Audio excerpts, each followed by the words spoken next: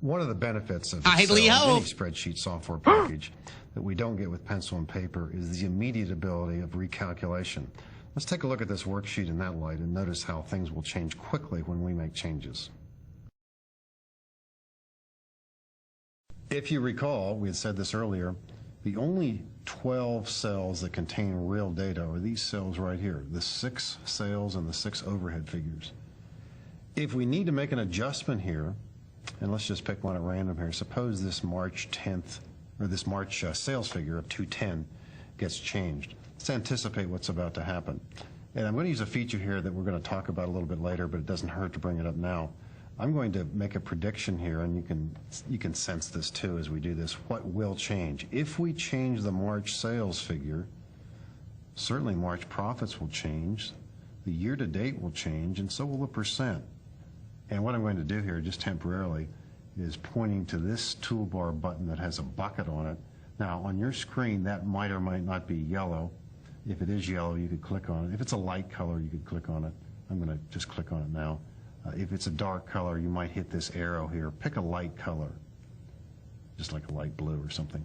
One that's yellow is fine. Okay. I'm highlighting those just so we can focus on them. So, if we're about to change this, these 3 cells should change, but what else is going to change? If the March sales figure is changing, then surely the total out here should be changing. Let's put it in yellow also. And if March profits is going to change, then surely March total is going to change. Now, sometimes it's not obvious and we have to think it out, but when a formula causes a change in one location, sometimes that change precipitates other changes. For example here, April year-to-date profits is based on these 2 cells. And so if the March profits changes, then possibly this will change too, and this and this. So these 3 cells are likely to change also. Once again, if we change this 210, now, by the way, the goal is not to say, I'm going to change something and see how many other cells change, but that's what often happens in a worksheet, particularly when you have, we might call cascading formulas. If I change this to 225, all the cells that are currently yellow will change their values, and we see that. One of the nice things about using Excel is that sometimes you perform an action and maybe you have some doubts about it, or maybe you think you performed it incorrectly. You can undo your last action in Excel and then maybe reconsider it and redo it. Let's talk about some of the implications of this and how much you can undo in an Excel worksheet. Rather than retyping 210, the value 210 in Excel D2, let's undo that action by pointing to this button in the toolbar. And if you point to it, it says undo. If you undo, the last action you performed in Excel will be undone. So if we point to this and click, we see how the 210 changes, and the other related values in yellow change also. And by the way, whenever you undo an action, you are capable of redoing that action, and that's what this arrow is about. Now if I redo this, cell D2 will return to 225, and the other yellow cells will change also. So, I mean, for a time, perhaps you could go back and forth here, kind of evaluating the difference in the 2.